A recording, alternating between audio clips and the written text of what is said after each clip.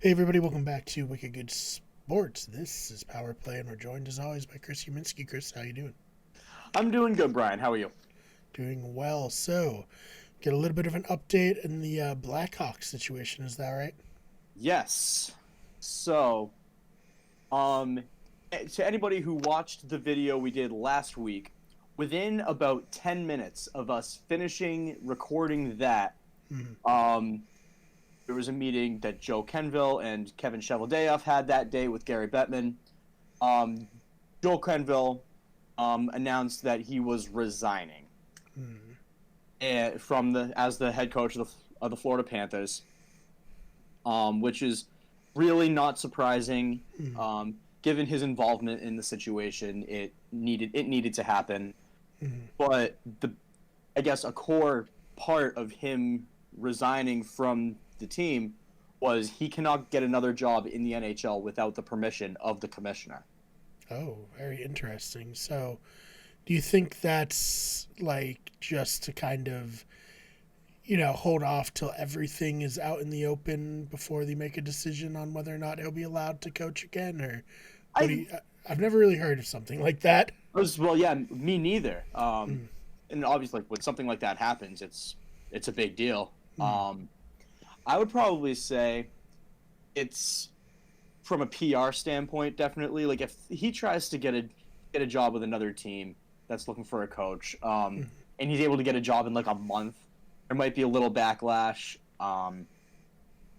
So I think that's a lot of the NHL's reaction since the Kyle Beach interview, mm. since the report came out. A lot of what the NHL has been doing, it feels like, has been covering their own ass a little bit. Yeah, of course.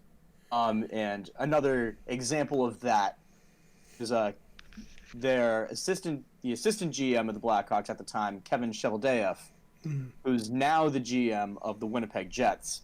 mm, He had a meeting the same day as Kenville did with Bettman, and the NHL put out a statement saying that, oh, we're not going to do anything with Cheveldayoff. We don't think that he was involved.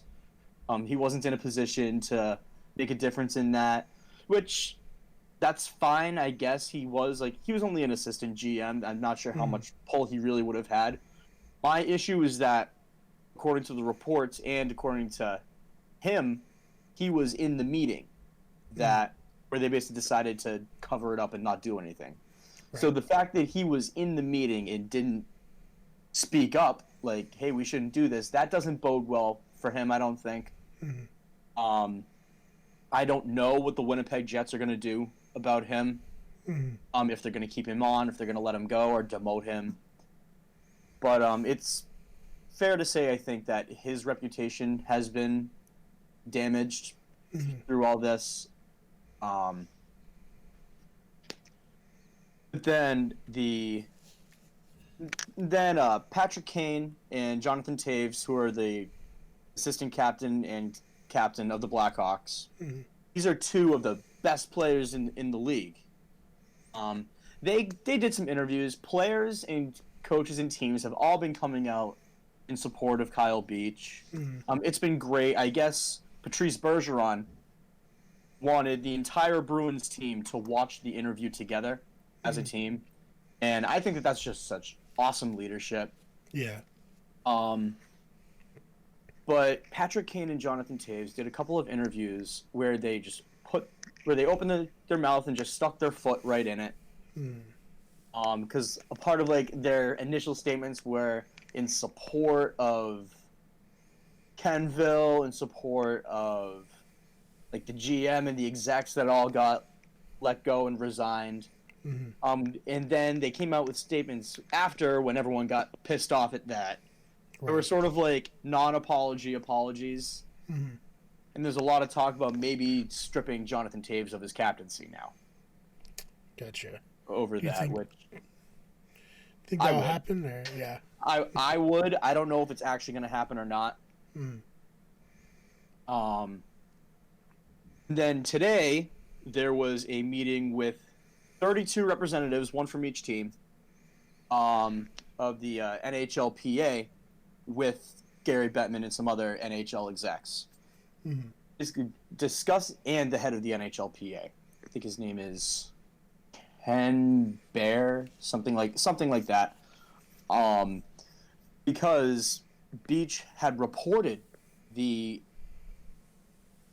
Aldrich to the NHLPA, and like the chief, like some doctor in the NHLPA did nothing about it. So now they're talking about maybe investigating the NHLPA.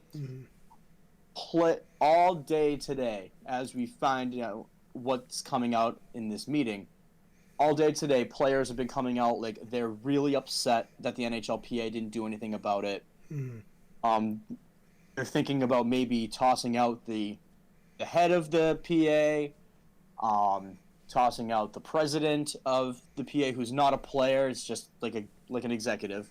Yep. They're talking about voting him out.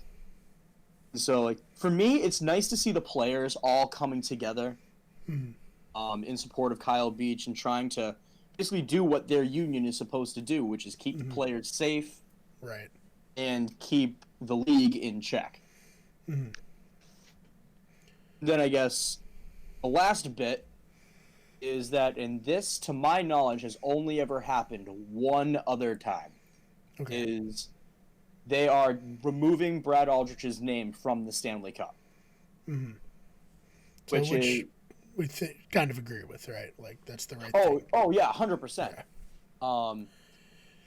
Like I said, like, that is absolutely unheard of. It's only ever happened once, and that was just because, like, a player or a coach or something, like, got them to, like, put, like, their dad's name on the Stanley Cup, and the team found out, and they went to, like, the Hockey Hall of Fame and the commission they have for maintaining the cup, deciding when to take out rings and whatnot. So they went to the Blackhawks, went to them and said, "Get this. We don't want this guy associated with our team anymore. Get his name off the cup."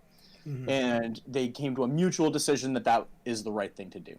Yeah, which it sounds like the right thing to do. Honestly, you don't want erase this guy from the history of the league. If you can, you know? Yes. It's sad stuff. All right, Chris, anything else about this story you want to touch on? Not about this stuff. There's new stuff coming out every day. As, you know, we sort of see the fallout of everything. Yeah. So, well, thank you so much for taking the time to go through all of this and break it down for anyone who might be interested in what's happening. I know it's not a fun hockey story to talk about, but an important one to cover. Not even just like a hockey story. This is a sports story, and this is sort of speaking to the culture of sports in general. How the professional leagues deal with this, how the players are trying to deal with it. And I see eventually it ending as a net positive for the NHL, because I think they're taking a good hard look at their culture. Yeah. No, I think there's definitely some things that need to be addressed to allow something like this to happen, and then to allow for it to slide under the radar for so long. And hopefully things will get better from here. And I'm wondering too, like, maybe, like, is anything else going to come out from the Blackhawks or even from other teams? Right. There's always a possibility. Yeah, and we'll definitely try to keep our finger on the pulse for that. All right, Chris, where can we find you online? So I'll be talking about all the Blackhawks stuff, all the stuff about my Bruins, and other various rumblings around the league on my Twitter. That's Chris_Uminski. Yes, so go follow him there for all of that. You can follow me on Twitter at @TheFakeUMar. All right, Chris, thank you again for your time. All right, thank you. And we will see you all in the next one.